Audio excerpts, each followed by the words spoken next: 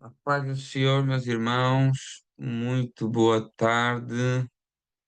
Espero que esteja tudo bem com vocês. Vamos começar já o nosso estudo. Já está na hora, eu acho que sim. Se não está na hora, está quase. 8 horas em ponto. Espero que estejam todos bem e vamos então partir para Romanos capítulo 2. Vamos estar orando e apresentando ao Senhor, que o Senhor possa falar aos nossos corações, que o Senhor possa nos ensinar, né? E hoje é um texto para nós que de alguma forma praticamos práticas religiosas, não é?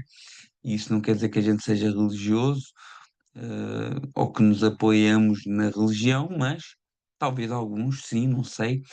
E esse Romanos capítulo 2 é criticando, né, essas pessoas que se apoiam nas práticas religiosas como eu às vezes digo folhas de figueira, né?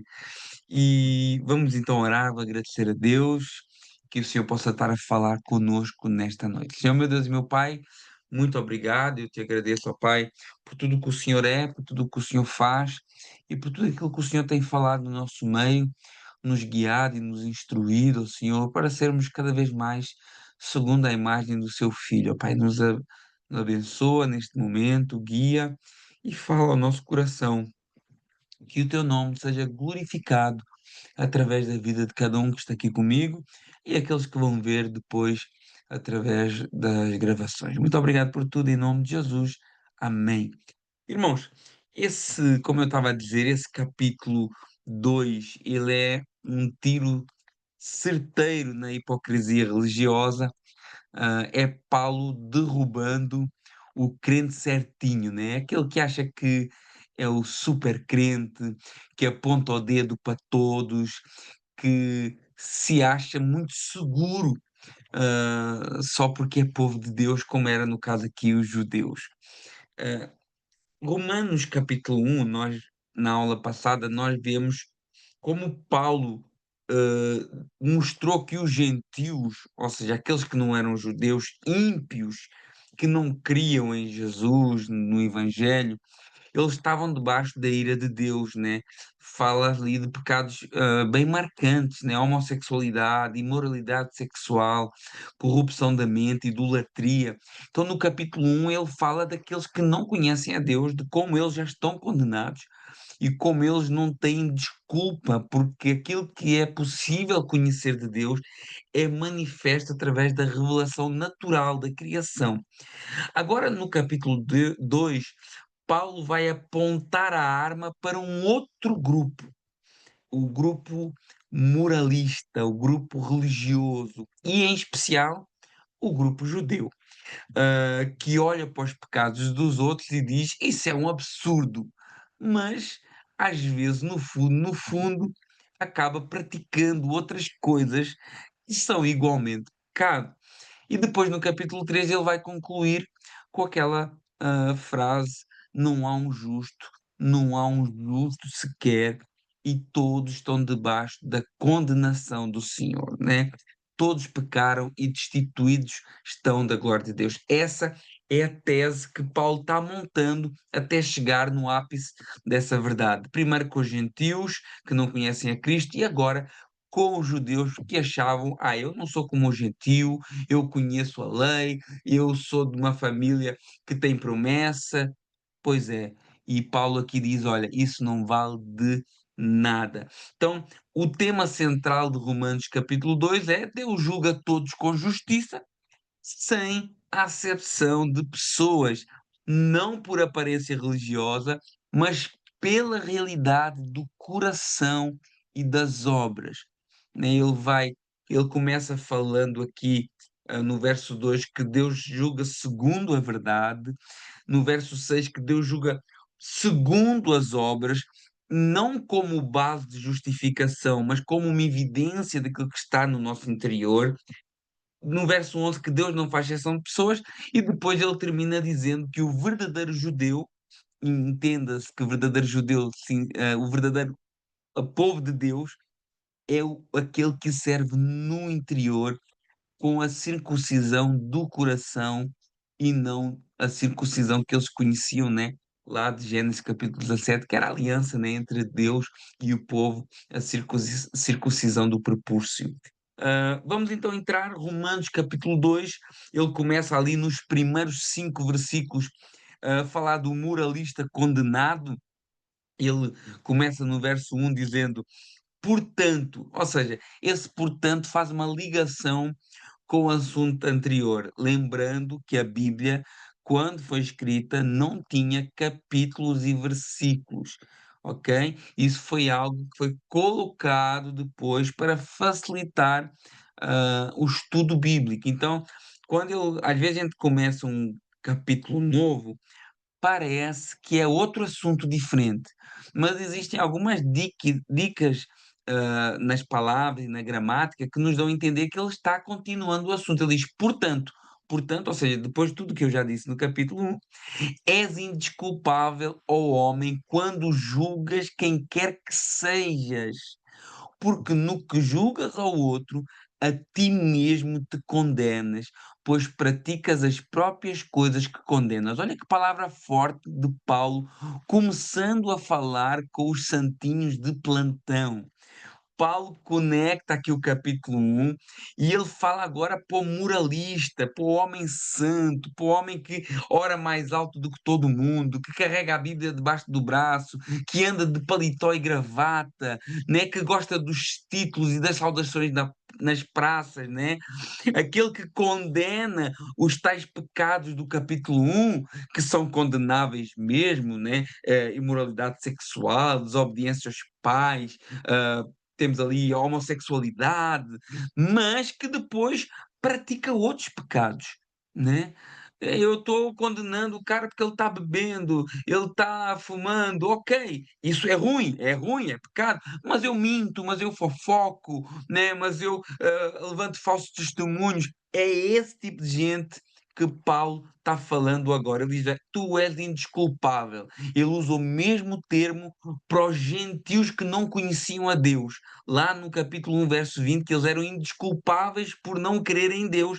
E agora ele diz para os religiosos que eles são indesculpáveis quando eles acusam e apontam o dedo, mas que para eles mesmos não olham. Ele julga o outro, mas pratica coisas semelhantes. Pode até não praticar o mesmo tipo de imoralidade, né? Mas pratica outros tipos de imoralidade, que às vezes são mais do fórum interior, né? Um coração idólatra, às vezes, um orgulho, um egoísmo, uma perversidade, é algo que está nele. Não é um pecado, digamos assim, que é muito visível, porque ele pode fingir que não é nada disso, mas continua sendo condenado no mesmo nível daqueles pecados mais gritantes, né? A pessoa pode pensar assim, ai, mas eu não sou adúltero, lá porque lá falava do adultério, né? Mas às vezes cobiça uma mulher no Instagram, e a mesma coisa, a mulher cobiça um homem no Instagram, hoje em dia é a mesma coisa, não, tem, às vezes, sei lá, até tantas mulheres como os homens que veem pornografia. Então, a pessoa pode pensar, eu não adultério, não faço, não fornico, mas na sua mente faz tudo isso. A pessoa pode pensar, eu não sou imoral, né? Mas às vezes tem brincadeiras imorais, né? A pessoa pode pensar, eu não sou mentiroso, mas às vezes também não é sincero. Pela frente é uma coisa, está tudo bem, mas depois nas costas só sabe falar mal, criticar, às vezes não dá nem a hipótese das pessoas se defenderem, né? Então nós vemos aqui que são pecados diferentes, mas são pecados com o mesmo preço. O salário do pecado é a morte, continua sendo a morte, não mudou, né? Então, existem diferentes níveis de pecado. Às vezes a gente pensa, tem aquela célebre frase que não existe nem pecadinho nem pecadão. Por acaso a Bíblia dá a entender, essa frase que não existe pecadinho nem pecadão não é teologicamente correta. A Bíblia dá a entender, o próprio Jesus Cristo dá a entender que existem pecados mais graves do que outros. Mas todo pecado leva à morte, né? Como é que isso vai se desenrolar na eternidade? Eu não sei. Mas Mas a Bíblia dá-nos a entender que existem pecados mais graves. Olha, Jesus, quando ele é entregue para ser crucificado, ele diz: Olha, aqueles que me entregaram a ti, a Pilatos, maior pecado cometeram. Então, isso não quer dizer que o outro, como é um pecado menor, vai ser tratado com leveza. Não, a condenação ela é a morte, é a condenação eterna. Mas, às vezes, nós julgamos as pessoas. Porque cometem coisas mais flagrantes, mas se olharmos para nós, para o nosso interior, as coisas que pensamos, as coisas que falamos às vezes, as coisas que projetamos na nossa mente, às vezes e muitas vezes são pecados graves também, mas é muito mais fácil eu apontar aquilo que todo mundo está vendo e omitir aquilo que só eu sei, né? Então esse versículo, logo capítulo, verso 1, né? Nós no verso 1 já passaram 10 minutos. Logo no verso 1 é um tapa na cara de toda a hipocrisia religiosa, seja ela evangélica, seja ela protestante de outras denominações, católica, seja ela qual for. A gente vê até em outras religiões que não têm a ver com o cristianismo, né? Nós vemos aqui, a gente está num contexto que tem muito islamismo, e às vezes eu lembro na altura do Ramadão, né, que eles fazem aquele Ramadão, não comem, durante o dia estão ali, quase não falam, nem engolem a saliva alguns, mas depois à noite comem tudo e mais alguma coisa, fumam, bebem, fazem, está a ver, cara, é uma hipocrisia. Então isso não é válido, claro que a gente nos interessa o único caminho que é verdadeiro, que é o caminho do Senhor Jesus, mas isso existe em várias áreas da sociedade. Gente que abomina certos pecados escandalosos, mas vive em fofoca, em orgulho, em dureza, em falta de amor. E Paulo diz: Sabemos, porém, verso 2, que o juízo de Deus é segundo a verdade contra os que praticam tais coisas. Ou seja, o juízo de Deus é segundo verdade. Deus não julga pela imagem, pela reputação, pela placa da igreja, mas pelo real estado do coração de cada um. Todos os exemplos que eu dei ali atrás são muito fáceis de disfarçar, né? Mas são realidades internas que, por vezes, até alguém que está mais próximo nem se apercebe. Mas nós servimos aquele que a Bíblia diz que tem olhos como chama de fogo. O que é que isso significa quando João vê Jesus lá em Apocalipse capítulo 1, vê Jesus com olhos como chama de fogo? Isso representa um olhar que tudo penetra, que discerne intenções, motivações, verdades ocultas. Nada escapa ao olhar de Cristo. E ele vê não apenas o que nós fazemos, mas por que é que nós fazemos? Ele discerne as intenções do nosso coração, né? Por isso que realmente nós não conseguimos nunca fugir de Deus. Quando nós pecamos, às vezes achamos que ninguém está vendo. Deus está vendo, Jesus está contemplando, está se entristecendo, às vezes com as nossas atitudes, né? E a Bíblia diz: olha, quem pratica tais coisas, essas coisas lá do capítulo 1, ou coisas semelhantes, coisas camufladas pela religião, está debaixo do mesmo juízo de Deus. A religião é para muitos como as folhas de figueira que Adão e Eva colocaram para esconder a sua nudez, para esconderem a sua vergonha. E nós às vezes usamos também a religião e a nossa religiosidade, os nossos dizeres evangélicos, os nossos jargões evangélicos, às vezes até para esconder o nosso pecado. Verso 3: Tu, ó homem, que condenas os que praticam tais coisas e fazes as mesmas coisas, pensas que escaparás do juízo de Deus, né? Paulo está expondo aqui o auto-engano religioso, porque só porque eu condeno o pecado, eu acho que estou automaticamente do lado de Deus? Não. Conhecer o certo não salva. Condenar o erro não salva. Julgar o outro não salva. Muitos de nós, hoje, na igreja, têm uma postura de juízes no meio do povo, mas Deus não nos chamou para ser juízes. Deus nos chamou para sermos irmãos uns dos outros. Por isso que Paulo diz lá aos Colossenses capítulo 3, verso 13: suportai-vos uns aos outros, perdoai-vos mutuamente. Caso alguém tenha motivo de queixa contra alguém, assim como o Senhor vos perdoou, também vocês perdoai. Colossenses 3,13. A palavra suportar aqui significa sustentai, tolerai com benevolência, carregar junto. É muito fácil quando eu vejo alguém que está em pecado condenar, falar mal, né? Avaliar a santidade dos outros, mas a Bíblia não nos chama para isso. A Bíblia chama para ir lá, para ajudar, para carregar, para fortalecer na fé, com amizade, com amor. Paulo está nos ensinando que a vida cristã em comunidade exige paciência, misericórdia, perdão, porque todos erramos e todos precisamos da graça de Deus. Onde é que nós tiramos essa ideia de que nós somos dignos mais do que os outros? Todos precisamos da graça de Deus, tanto para sermos perdoados quanto para perdoar. É como se Paulo dissesse assim no verso de Colossenses capítulo 3, verso 13, né? O suportar, ou seja, assim como Cristo te aguenta, aguenta também o teu irmão. Assim como Cristo tem paciência para contigo, é longânime para contigo, seja longânime e paciente para com o teu irmão, com amor, com mansidão em oração. Verso 4: ó, desprezas a riqueza da sua bondade, tolerância e longanimidade, ignorando que a bondade de Deus é que te conduz ao arrependimento.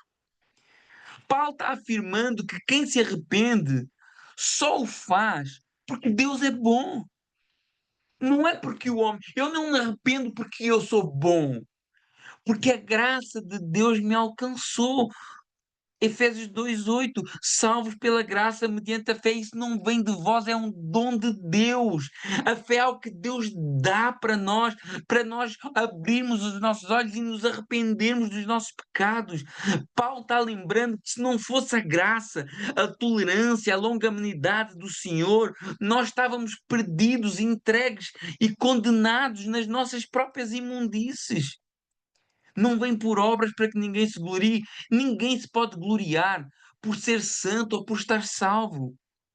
O que nós recebemos não provém de nós. 1 Coríntios capítulo 4, verso 7 diz assim: pois quem é que te fez sobressair? E que tens tu que não tenhas recebido? E se tu recebeste, porque te glorias como se não tivesses recebido? Olha que texto poderoso para nós, para baixarmos um pouco a crista, para olharmos para o nosso próximo como irmão em Cristo que precisa de paciência, de benignidade, de longanimidade, assim como Deus tem por nós. Então, apontar o dedo com altivez em relação ao próximo, se considerar superior espiritualmente, é uma atitude de quem já se esqueceu de onde Deus o tirou e que vive longe do Evangelho. A Bíblia diz que nós devemos considerar o próximo superior a nós mesmos, Filipenses 2:3. Irmãos, é muito sério. Paulo está dizendo: olha, Deus está sendo tolerante, Deus está sendo bom, Deus está sendo paciente, e nós devemos responder a isso com um arrependimento constante, uma busca constante pela misericórdia do Senhor, porque toda essa bondade e paciência é a oportunidade que nós temos de ir mudando a cada dia. Verso 5: mas segundo a tua dureza e coração impenitente, acumulas para ti mesmo ira para o dia da ira e da revelação do justo juízo de Deus. Então, aqueles que condenam, aqueles que não olham para si mesmo, que não se arrependem, que acham que são os bambamãs, eles estão só acumulando ira para as suas vidas. É como que alguém que vai enchendo uma conta de juízo e que um dia essa ira vai ser revelada e vai ser derramada sobre esses hipócritas. Que coisa que Jesus criticou foi a hipocrisia religiosa. A palavra hipócrita significa ator. E como nós somos, por vezes, tão bons atores. Porque tem um lugar fácil de ser ator, é a igreja, né? E a gente está ali, convive ali, aquelas 2 horinhas, ali é muito fácil nós passarmos uma imagem daquilo que nós não somos, né? Mas nós temos que ser sinceros. sem cera, sem falsidade. E isso é demonstrado quando eu reconheço no outro as falhas que eu também tenho. E isso não me faz passar o pano nele, isso não me faz apoiá-lo nas suas maldades. Não é isso, porque a Bíblia disse lá no capítulo 1 que quem aprova e tolera é culpado, mas me faz olhar com um olhar de amor, exortar com amor, me preocupar, chamar para perto, fortalecer. E quando eu não faço, eu encho, como diz no verso 5, eu acumulo para mim ira que vai ser revelada no juízo de Deus. Agora Deus começa a falar a partir do verso 6, como ele julga segundo as obras e sem exceção de pessoas. Ele diz no verso 6: Ele, Deus, retribuirá a cada um segundo as suas obras. Parece aqui uma aparente tensão, né? Porque Romanos fala da justificação pela fé, não por obras, mas afirma juízo segundo as obras. Como conciliar isso? Primeiro, a fé é o meio de justificação e as obras são a evidência dessa fé. Ou seja, no juízo final, claro que Deus não vai pedir um print da nossa fé interna, mas Ele vai mostrar as obras como prova daquilo que estava no nosso coração. Eu não sei se os irmãos já ouviram, talvez os irmãos mais antigos na fé, às vezes alguns pregadores traziam uma imagem, principalmente pregadores mais evangelistas, traziam uma imagem de um telão no juízo final, em que às vezes nós, quando estivermos lá no juízo final, Deus vai fazer passar o filme da nossa vida e as nossas obras vão ser mostradas e nós vamos ser condenados pelas nossas obras. Não sei se alguém já ouviu essa ideia do telão no juízo final, é bastante popular. Em pregações, em ilustrações, mas claro que isso não é uma ilustração, uma descrição literal daquilo que a Bíblia diz, né? Mas é uma figura de linguagem, né? Uma maneira simbólica de falar da plena revelação das nossas obras diante de Deus, né? O que é que a Bíblia diz? A Bíblia diz que tudo será revelado. A ideia central e verdadeira é que nada ficará oculto diante de Deus. E Jesus afirmou isso muito claramente, pois nada há encoberto que não venha a ser revelado e oculto que não venha a ser conhecido, né? E Paulo confirma isso lá em 2 Coríntios capítulo 5, verso 10, porque todos devemos comparecer ante o tribunal de Cristo para que cada um receba segundo o bem ou mal que tiver feito pelo meio do corpo. E, portanto, tudo o que nós fizemos, fazemos e vamos fazer será revelado, inclusive as intenções do coração, né? Essa ideia do telão, essa figura do telão, surgiu como uma forma ah, pedagógica, não literal, para explicar essa revelação, especialmente no meio mais evangelístico. Essa imagem ela ajuda as pessoas a entender o conceito de que nada escapa ao olhar de Deus e que no juízo tudo será exposto à luz. Mas a Bíblia, obviamente, não fala de nenhum telão, né? Obviamente não fala de nenhum telão, nem de um filme de vida sendo projetado. Mas, respondendo agora aqui à Ângela, que perguntou que não é um exagero, a Bíblia usa um simbolismo semelhante.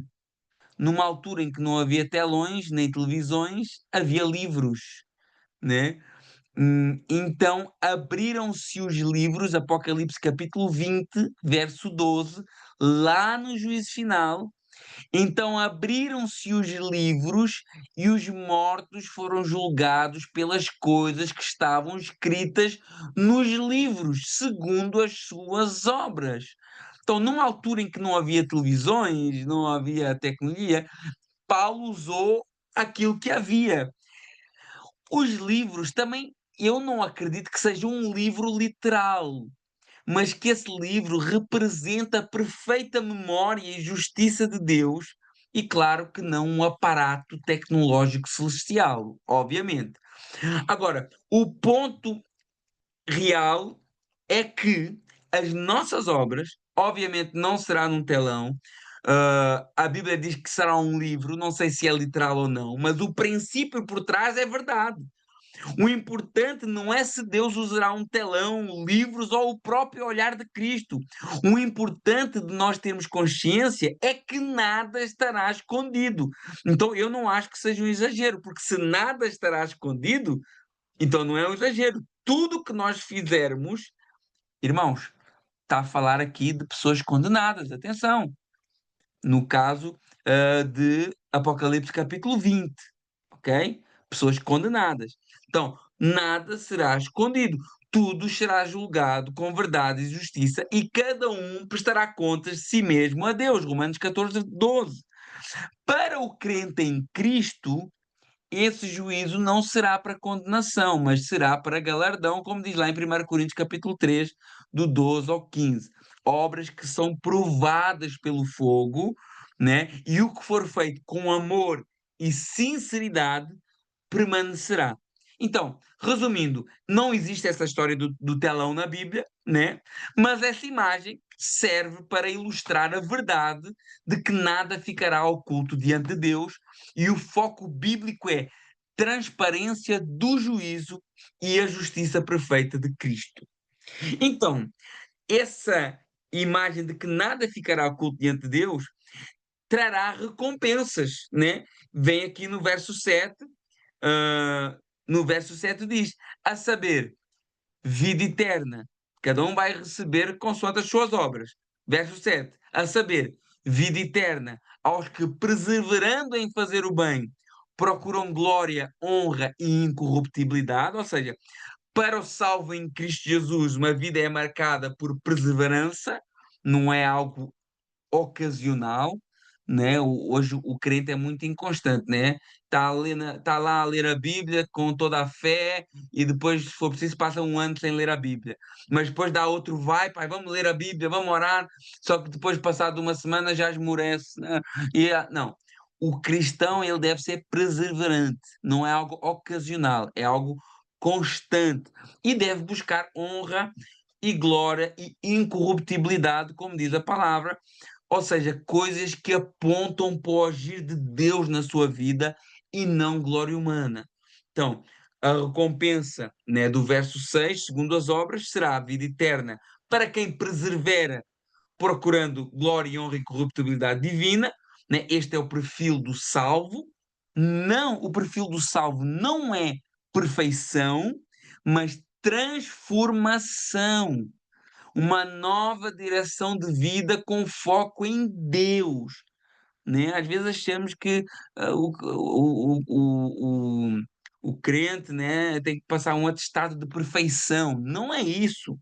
Mas é uma vida transformada numa nova direção. Eu caminhava num sentido errado e agora eu caminho no sentido certo. E eu vivo uma santificação que é constante na minha vida. Eu vou me aperfeiçoando até o dia que eu estiver com Jesus. Agora, essa é a recompensa, que é a vida eterna para quem persevera e procura a glória de Deus.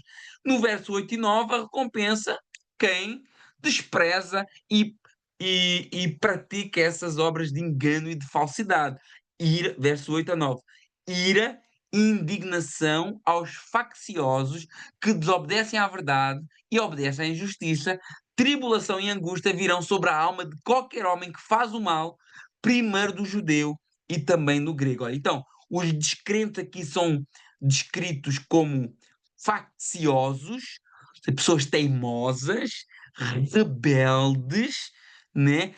Que montam facções para se levantar contra outras pessoas, que são desobedientes à verdade e que amam a injustiça. Qual vai ser a recompensa? Ira e indignação será a resposta de Deus.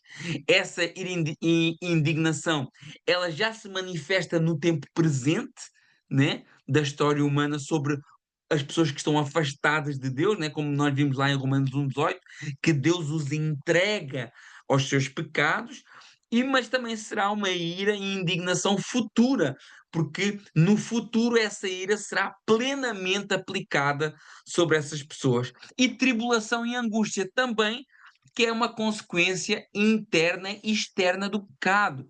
né? Essas palavras tribulação e angústia descreve o peso que o pecado traz sobre as pessoas. Temos muitas pessoas que aparentemente estão bem, mas que vivem numa constante tribulação, numa constante angústia, numa constante tristeza. Então, isso é uma consequência já presente daqueles que rejeitam o Evangelho. São sinais da ira presente, o vazio, a culpa, o desprezo, o medo, a confusão interior. Tudo isso é uma consequência natural de viver em rebeldia contra o Senhor, né? Isso são coisas, como diz o verso 9, que afetam a alma, o interior da pessoa, e vemos também que é algo individual. O verso 9 diz: qualquer homem não tem privilégios étnicos nem sociais. Qualquer homem que seja rebelde, ele vai sofrer a ira, a indignação, a tribulação e a angústia sobre a sua vida, né? Ele diz primeiro do judeu e depois do grego, isso é a ordem cronológica, a salvação ela parte do judeu, não ordem de importância. Atenção, sabermos definir o que é ordem cronológica e importância. Não está a falar de importância, porque Deus não faz exceção de pessoas, mas por ordem cronológica, o Evangelho e a verdade veio primeiro para os judeus. Então, o judeu recebeu mais luz, tem mais privilégios, né? Porque ele já estava em contacto com a verdade de Deus, mas também tem maior responsabilidade. Mas depois o gentio foi alcançado por essa mesma verdade por ordem cronológica. Verso 10: recompensa, mais uma vez, para quem pratica o bem.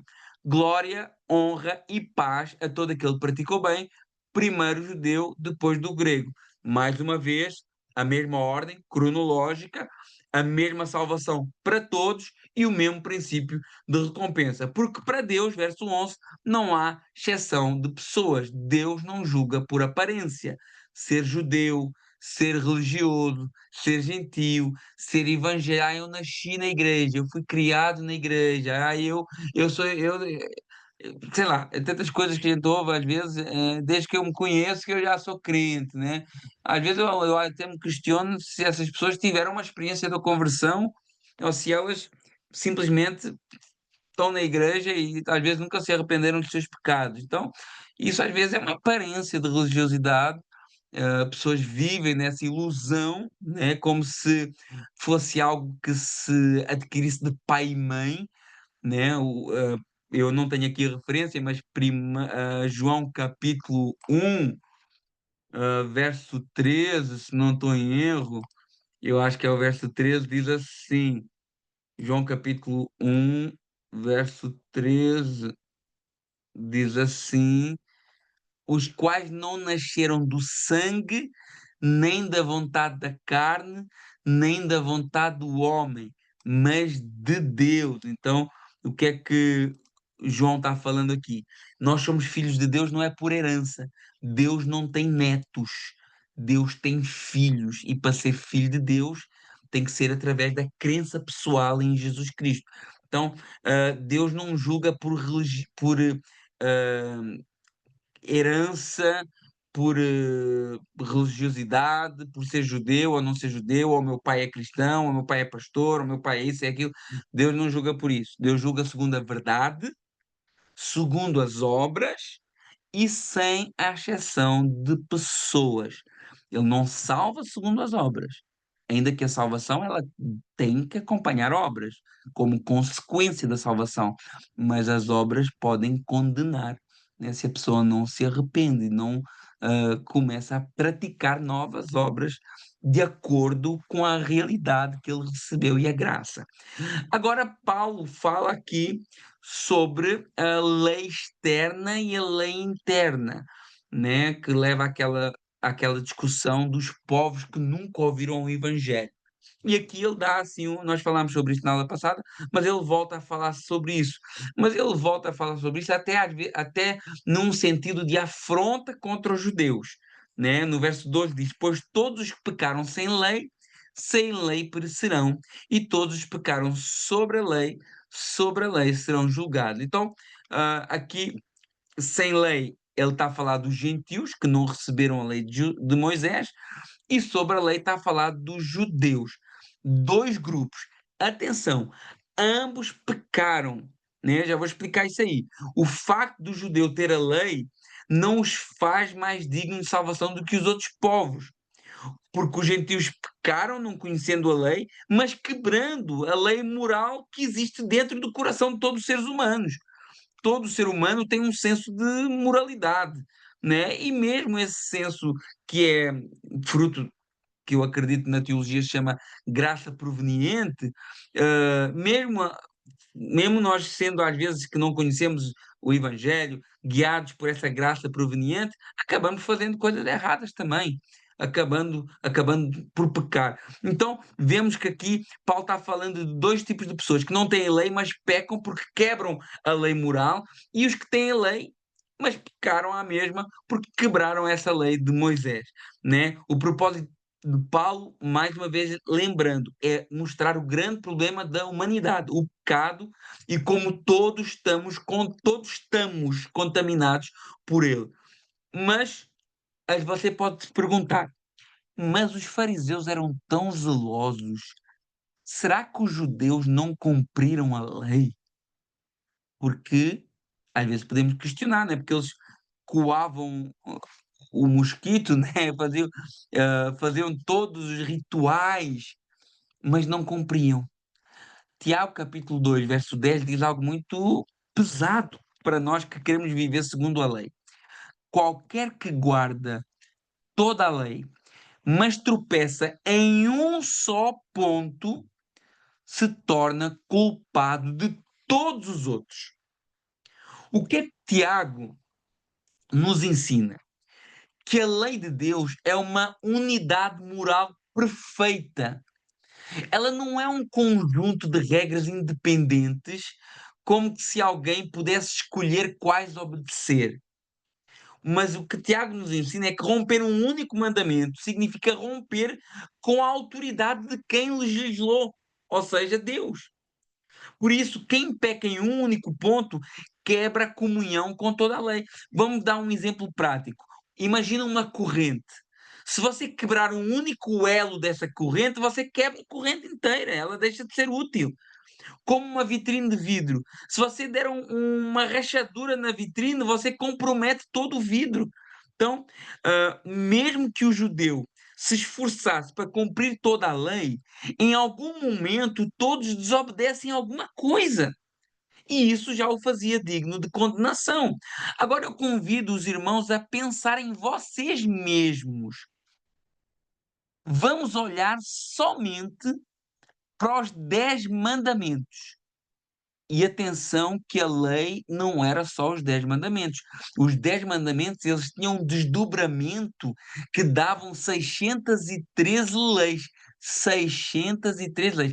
Agora vamos olhar para nós mesmos e vamos olhar somente porque talvez você pense, não, mas os 10 mandamentos eu cumpro. Talvez você pense assim. Olhe para os 10 mandamentos. Primeiro, não terás outros deuses diante de mim. Irmão, sempre que você coloca algo acima de Deus, você está cometendo esse pecado de idolatria. Trabalho, dinheiro, pessoas, prazer, até ministério. Até ministério tem pessoas que colocam a igreja acima de Deus. Tem pessoas que idolatram o seu serviço na igreja. Então pensa, se a gente for olhar para aqui com sinceridade, né? A gente acha que idolatria é ajoelhar-se perante uma imagem. Mas não, é substituir Deus no coração. Então, se a gente for olhar para o primeiro mandamento, se calhar já todos caímos. Eu acredito que talvez todos nós já caímos em algum momento da nossa vida. E isso significa, se eu quebro uma vez, quebro todos. Eu não precisava nem de ir para os outros 9 dos 10. Olha aqui. Não farás para ti imagem de escultura. Muitos de nós criamos imagens de um Deus a nosso próprio gosto. Um Deus que aceita as nossas vontades, um Deus que é nosso empregado, um Deus que aceita tudo, um Deus bonzinho que nunca julga ninguém. Então, isso também é uma forma subtil de idolatria, moldar Deus à nossa vontade. Olha o terceiro, não tomarás o nome de Deus em vão. Quantas vezes nós usamos o nome de Deus sem reverência, em expressões vazias, promessas não cumpridas? Ou até dizendo em nome de Deus o que o próprio Deus nunca disse. Epá, começa a ficar apertado, né? E só estamos no terceiro. Olha o quarto. Lembra-te do dia do sábado para o santificar. O princípio aqui é separar um tempo para Deus, reconhecer que Ele é o centro do nosso descanso. Quantas vezes nós vivemos semanas inteiras sem parar para adorá-lo de verdade, apenas correndo e reclamando? Irmãos, apertou, hein? Ainda faltam seis. Honra teu pai e tua mãe. Mesmo em adultos, às vezes falhamos em honrar pais com palavras, com atitudes, com cuidados. E esse mandamento também representa o respeito a toda a autoridade legítima, algo que quebramos facilmente. Em crianças, quantas vezes nós não contamos uma mentirinha para o pai ou para a mãe, escondemos uma coisa para ele não ver? Irmãos, já somos culpados. Não matarás. Jesus ampliou isso aí. Ele diz assim: qualquer que sem motivo se irar contra o seu irmão será réu de juízo.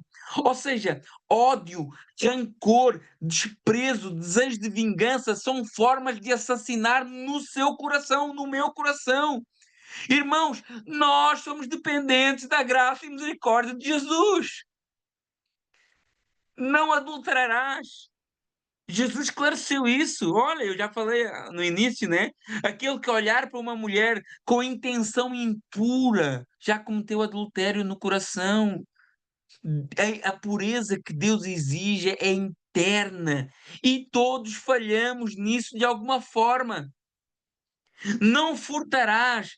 O roubo não é só pegar algo material que não é teu, mas às vezes reter o que é devido, enganar, usar o tempo que era da tua família para outras coisas, que era de Deus para outras coisas, os recursos, a confiança. Não dirás falsos testemunhos. Quantas vezes não fazemos isso? Exagerando coisas que dizemos. Às vezes aconteceu assim uma unha e nós contamos um braço inteiro. Isso é um falso testemunho, é exagerar, distorcer a realidade, fofocar, omitir verdades para se proteger. Tudo isso é falso testemunho. Quem nunca fez isso? Verso 10: não cobiçarás. Cobiça é desejar o que é do outro. Posição, bens, beleza, dons, atenção. É um pecado interno, invisível, mas constante na natureza humana. A gente olha para o Instagram da vida, para o Facebook da vida. Ai, como eu queria ter essa casa. Ai, como eu queria ter um carro como o dele. Ai, como eu queria ser rico. Ai, como eu queria ter uma barriga lisa como aquela. Ai, como eu queria ser bonito como ele. Isso é tudo cobiçar, irmãos. Por isso que Paulo está falando assim, Paulo está deixando claro para nós aqui no capítulo 2, no capítulo 1, no capítulo 3 de Romanos, nós pecamos e somos dependentes da graça e da misericórdia do Senhor. Nós temos um problema que nós nunca conseguiremos enfrentar e resolver sozinhos, que é o nosso pecado. E se nós formos sinceros, percebemos que todos nós já violamos cada um desses mandamentos. Se não em ações, pelo menos em pensamentos e intenções. Olha o verso 13. Porque os simples ouvidores da lei não são justos diante de Deus, mas os que praticam a lei hão de ser justificados. Paulo não está ensinando que alguém será salvo por conseguir guardar a lei perfeitamente. O ponto é, ser ouvinte da lei, ter a Bíblia, frequentar culto, escutar sermão, não torna ninguém justo. Porque o problema do pecado já foi cometido. Porque nós já pecamos. E os nossos atos de justiça não nos tornam justos. A verdadeira justiça teria que ser a perfeita prática da lei, sem falhar em um único ponto, quer em palavras, ações e pensamentos. Algo que Romanos 3 vai mostrar que é impossível, como nós já vimos nos 10 mandamentos. E aqui ele desmonta completamente a falsa segurança religiosa que o judeu tinha e que nós às vezes temos. Ah, eu tenho a lei, logo eu sou povo de Deus. Ah, eu tenho uma Bíblia, eu leio mais ou menos, logo eu sou filho de Deus. Não! Verso 14 e 15. Quando os gentios que não têm lei fazem naturalmente as coisas da lei, não tendo eles a lei, servem de lei para si mesmos. Eles mostram a norma da lei gravada nos seus corações, testemunhando-lhes também consciência e seus pensamentos, ora acusando-se, ora defendendo-se. Aqui entra aquele conceito da lei moral que o gentio que não conhece a Deus tem. Gentio que tem a lei escrita, né? Que não tem a lei escrita, perdão, mas que ainda assim tem um senso do certo e do errado. A pessoa pode não ser cristã, a pessoa pode não conhecer a Bíblia, mas a pessoa tem um senso, né, daquilo que é certo, daquilo que é errado. E vive com uma consciência que o acusa e ou que o defende, né? Então, o que Paulo está nos mostrando aqui é que existe uma espécie de lei escrita no coração de cada um conceito de lei natural, moral, que Deus coloca na humanidade, né? Fruto dessa graça proveniente. Ah, e claro que ninguém pode dizer que não sabia ou que não sabe o que é errado, o que é certo. Em qualquer cultura, mesmo que não tenha uma lei, não matarás, sabe que o matar é algo errado, né? Até os povos que não têm Bíblia têm noção de justiça, honra e fidelidade. Mas ainda assim quebram a lei do mesmo jeito, pois tendo um senso de moralidade, também em algum momento violam essa moralidade. É isso que Paulo está querendo dizer.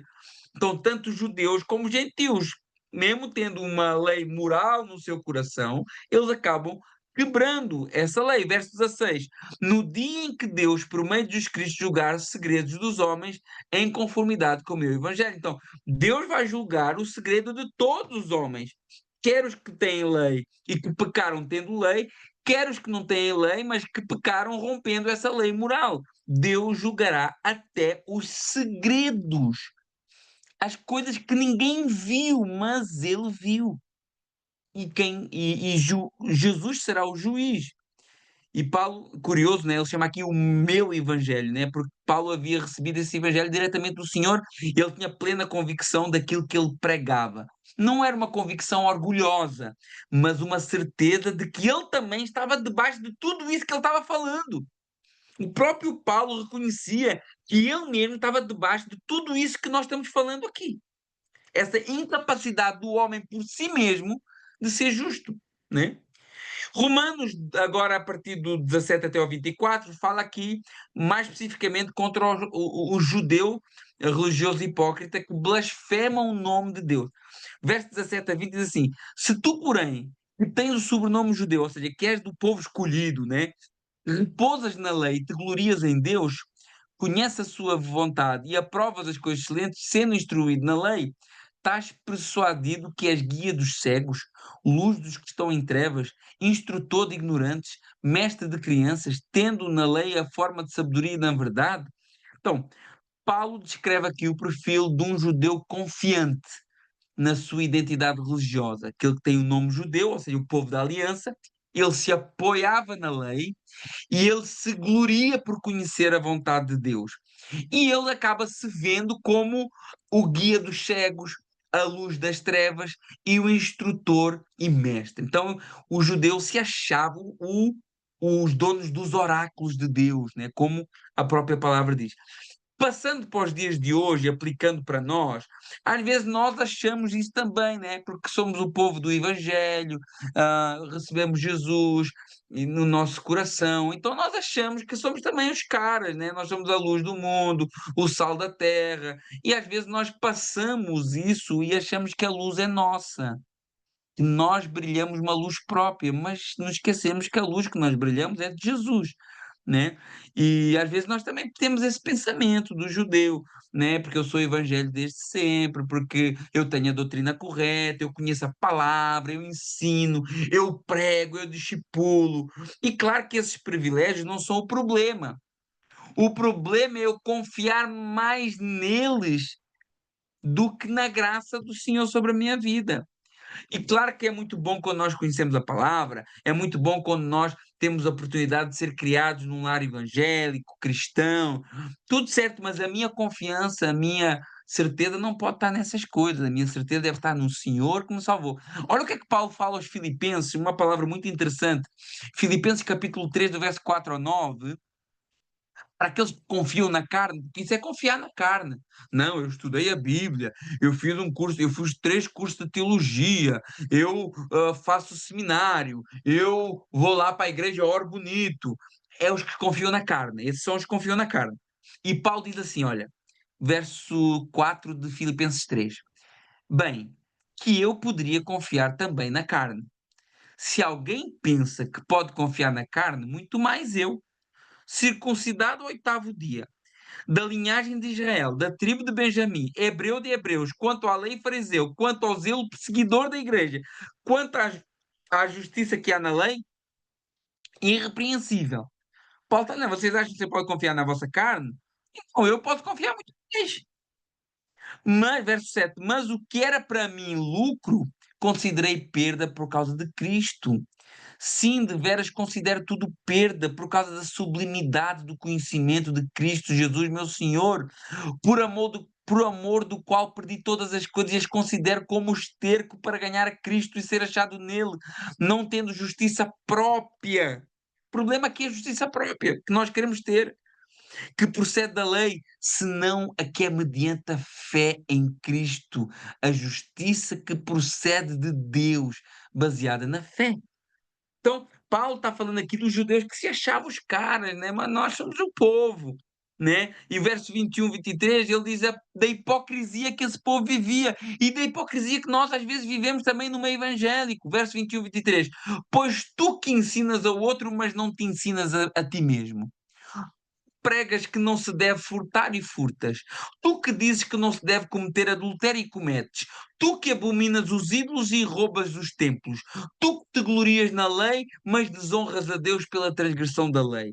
Né? São perguntas retóricas que Paulo está fazendo. Olha, acorda, filho. Acorda, você acha que você vai ser salvo por cumprir a lei, mas você não cumpre a lei. Você quer ensinar os outros a andar, mas você não sabe nem gatinhar ainda. Você ensina, mas não vive. Você condena o pecado, mas pratica o pecado escondido. Você abomina o ídolo, mas comete todos os tipos de idolatria, cobiça e roubo, né?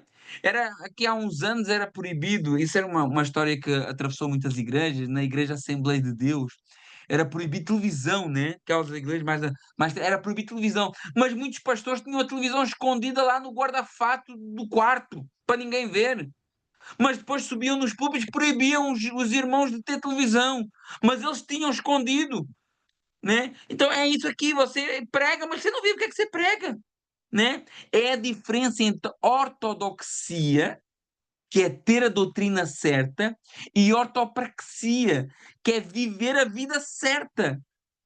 Então é muito mais importante eu ter a ortopraxia, eu praticar a doutrina correta, do que eu só conhecer, né? Esse Romanos capítulo 2, ele é um espelho assustador para nós que servimos e pregamos. Líderes, pregadores, professores de Bíblia, qualquer crente, né? Que já apontou muito o dedo para fora e pouco para ele mesmo. Nós podemos ter a doutrina correta. A questão é se nós estamos a ter a prática correta. A ortopraxia é mais importante do que a ortodoxia. Por isso, que a pior coisa, meus irmãos, é a pessoa pregar algo que ela não vive. Viver uma vida de falsidade. Porque mais cedo ou mais tarde, ainda que ninguém aqui nesta terra veja, mas Deus contempla tudo. E o Evangelho nos convida a olhar para nós mesmos. Mas nós estamos olhando só para o lado. Vamos olhar, a Bíblia diz: toma o pão, examine-se o homem a si mesmo, mas nós estamos olhando, ó, o fulano tal não tomou ceia. Ó, o fulano tal tomou ceia, mas ele está em pecado. Olha, o fulano tal tomou o pão, tomou o vinho e o pão, mas ele não é casado. E nós estamos assim, hoje o cristianismo virou esse ninho de víboras, de hipócritas. Mas o Evangelho nos convida a olhar para nós. Irmãos, me perdoem. Hoje é um texto difícil para nós. Para mim, é para mim também. E pior, nós não só não fazemos o que pregamos muitas vezes, como nós blasfemamos o nome do Senhor, verso 24. Pois, como está escrito, o nome de Deus é blasfemado entre os gentios por vossa causa. Quando o povo de Deus vive de forma contrária ao caráter de Deus, os gentios acabam blasfemando o nome de Deus. Ou seja, aqueles que não conhecem a Deus, eles acabam blasfemando Deus, porque o Deus que eles conhecem é a referência que eles veem em nós. Mas a referência que eles veem em nós muitas vezes não é a referência de Deus. É a nossa referência de pecado que tentamos camuflar como sendo de Deus. E nós, às vezes, no lugar de aproximarmos as pessoas de Deus, afastamos as pessoas de Deus com esse nosso olhar hipócrita, farisaico. E pior, às vezes não afastamos só pessoas da igreja, afastamos pessoas do próprio Deus. Quantas vezes não acontece? Pessoas que não frequentam a igreja porque conhecem um crente lá no trabalho que rouba, que mente, que engana, que não é honesto. E a pessoa pensa assim: o quê? Ser crente como este aí? Nem pensar, não quer saber dessa igreja onde ele vai. Essa igreja, esse Deus que ele serve, isso é o Deus do diabo. Entendem? Como que nós às vezes podemos ser a causa para que o nome de Deus seja blasfemado? Romanos capítulo 25. A circuncisão, olha ele agora voltando para a questão da lei. A circuncisão, com efeito, tem valor. Você quer que circuncidar? Ok, boa. Tem valor. Se praticar a lei. Quer circuncidar? Que, eu não vou comer carne de porco. Você quer? Ok, fica tudo. Eu não vou trabalhar no sábado. Ok, então não come camarão, não come polvo. Tem uma série de coisas aí, vai ver a lei. E pratica todos. Hipocrisia, nós queremos viver debaixo da lei. Verso 25: a circuncisão com efeito tem valor se praticares a lei. Se, porém, és transgressor da lei, a tua circuncisão se torna incircuncisão. Ou seja, esse sinal que Deus tinha dado a Abraão, como a marca do povo de Deus, uma marca física, né? Era um símbolo de algo que viria. Hoje o nosso selo é a presença do Espírito Santo na nossa vida. Agora, a circuncisão tem valor? Paulo diz, ele tem valor, mas ele está condicionada à obediência, e nós já vimos ser impossível devido à natureza caída do homem. Então, se o judeu é transgressor da lei, esse sinal perde o seu significado. Olha o que é que Paulo fala aos Gálatas, capítulo 5, verso 2 e 3, porque ali havia aquele povo ali, lá na igreja da Galáxia, que queria obrigar os cristãos a circuncidar, a guardar o sábado, a praticar as festas religiosas. E Paulo diz, ok, verso 2 do Gálatas, capítulo 5, eu, Paulo, vos digo, se vos deixar circuncidar, Cristo de nada vos aproveitará. De novo testifico que todo homem que se deixa circuncidar está obrigado a guardar toda a lei. E isso serve um pouco para nós também, quando Paulo fala da circuncisão e dessa circuncisão falsa que eles faziam porque depois não cumpriam. É a mesma coisa que às vezes nós batizamos, tomamos ceia, somos membros de uma igreja, temos um cargo de liderança e tudo isso tem valor, mas isso não salva ninguém.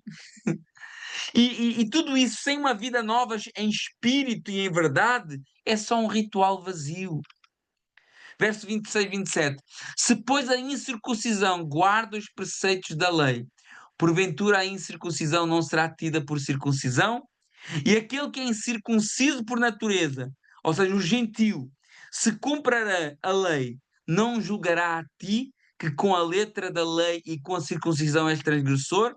Paulo faz aqui um argumento que para um judeu era chocante. Um gentio que não é circuncidado, mas que vive em obediência a Deus, é mais aliançado com Deus do que um judeu circuncidado desobediente. é de frisar aqui que Paulo está falando de uma situação hipotética. Ele está falando, olha, se os gentios conseguissem guardar todos os preceitos da lei, mesmo que eles não fossem circuncidados, né? Então eles seriam mais justos, né? E seriam mais santos do que vocês, sendo circuncidados e não guardando nada, né? É uma situação hipotética. Paulo não está dizendo que seria possível o gentio ou qualquer pessoa guardar toda a lei, né? Mas que se caso só fosse possível, a obediência à lei teria o mesmo efeito tanto sobre o gentio como sobre o judeu, né? Paulo está desmontando aqui a confiança em um privilégio religioso externo, como o ritual de circuncisão, né? Versos 28 e 29 para terminarmos, aguarde só mais um segundinho, porque não é judeu quem apenas é exteriormente, nem é circuncisão a que somente é feita na carne. Quando Paulo está falando assim, não é judeu, não é povo de Deus, quem o é por aparência, porque eu deixo crescer as minhas patilhas, porque eu circunciso a pele do meu prepúcio, né? Porque eu tenho um chapéu de judeu. Não é judeu, o povo de Deus, apenas o exterior, nem a circuncisão, aquela que é feita na carne. Porém, judeu é aquele que o é interiormente, na circuncisão do seu coração, no espírito e não segundo a letra, e cujo louvor não procede de homens, mas procede de Deus. E aqui termina esse capítulo, e é o clímax do capítulo. Ou seja, não é judeu o povo de Deus só quem tem sangue de judeu, só quem tem tradição de judeu, só quem tem marca no corpo, só quem cumpre rituais. O verdadeiro judeu, entenda-se, povo de Deus, é aquele que vive no interior uma luta contra a sua carne, que circuncisou o seu coração para a verdade do Evangelho, que é operada pelo Espírito, agindo nele pela fé e não pelo cumprimento de regras. E essa ideia não é uma ideia do Novo Testamento. Essa ideia já estava lá em Deuteronômio 10:16. Circuncidai o vosso coração. Jeremias 4:4 chama o povo a uma circuncisão espiritual. E Paulo está aqui preparando o terreno para definir que o povo de Deus é definido por fé e não por etnia ou prática religiosa, que a verdadeira obra de Deus é interior, pelo Espírito Santo, e não como algo externo, e cujo louvor, como termina esse capítulo, não procede de homens, mas de Deus. O verdadeiro homem de Deus não vive atrás de aplausos para mostrar ser seja o que for. O verdadeiro homem de Deus vive para agradar a Deus, vive do aplauso de Deus. Amém? Glória a Deus, irmãos. Deus abençoe a vida de cada um. Queria 2 minutinhos, não saia, 2 minutinhos. Se alguém tiver alguma pergunta, eu não sei se alguém tem alguma pergunta aqui no chat, eu não consegui estar com atenção, porque eu quando estou aqui a ministrar não consigo ler nada, só assim muito raramente. Só se for uma coisa muito rápida. Mas não sei se alguém tem alguma pergunta que queira perguntar. Eu tenho. Pastor, Pai do Senhor. Pai do Senhor, irmã. William. Alô, eu queria perguntar, porque a igreja ortodoxa que o senhor falou desortodoxa, tem Não. alguma coisa a ver? Então, a Igreja Ortodoxa não tem a ver com a ortodoxia cristã. A Sim. Igreja Ortodoxa foi o resultado do cisma de 1054, em que a Igreja de Roma se distancia da Igreja Bizantina, em Constantinopla. E hoje a Igreja Ortodoxa grega, e é da Turquia para lá, Grécia, a Rússia, Síria, é aquilo que nós conhecemos como Igreja Ortodoxa, que é muito parecida com a Igreja Católica, né? Na Hum. realidade, tanto a Católica Romana como a Igreja Ortodoxa saíram do mesmo meio, da primeira divisão da Igreja em 1054. Por incrível que pareça, a primeira divisão da Igreja não foi na Reforma Protestante. A primeira igreja protestante foi a Igreja Católica Romana. É só estudarmos um bocadinho de história da igreja. Cisma de 1054, se os irmãos quiserem pesquisar no Google, podemos um dia estudar sobre isso. Foi quando a Igreja Católica Romana se separou do resto da Igreja, dando origem à Igreja Ortodoxa Grega e à Igreja Católica Romana, que o seu próprio nome já é uma contradição, porque católica é universal e ela diz é universal romana, o que não faz muito sentido. Mas quando eu falo ortodoxia, ortodoxia não diz respeito a uma religião, diz respeito a uma prática. Quando eu falo que o irmão é ortodoxo, não é que ele pertence à religião ortodoxa grega, mas que ele pratica a religião como ela foi criada desde o início, né? A doutrina dos apóstolos é a doutrina ortodoxa, a doutrina verdadeira. Então, o termo ortodoxo não está linkado exclusivamente a uma religião, assim como o termo protestante também não está. Eu posso ir para ali protestar porque o salário está muito ruim. E isso não faz de mim um protestante cristão, né? Faz de mim um protestante de outra área. A mesma coisa com a ortodoxia.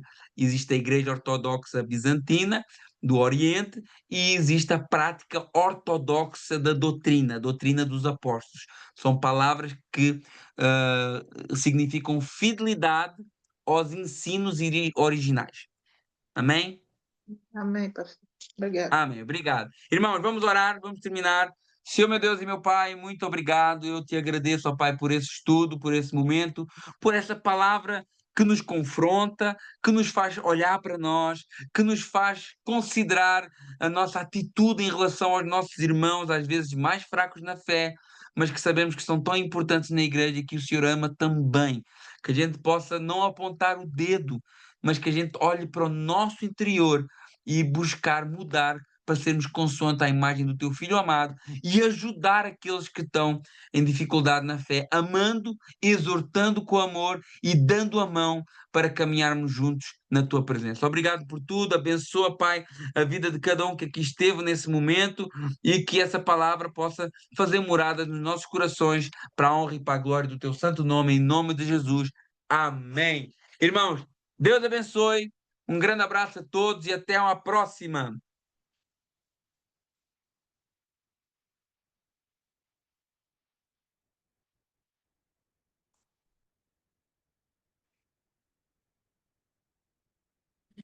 Amém. Boa noite, pastor.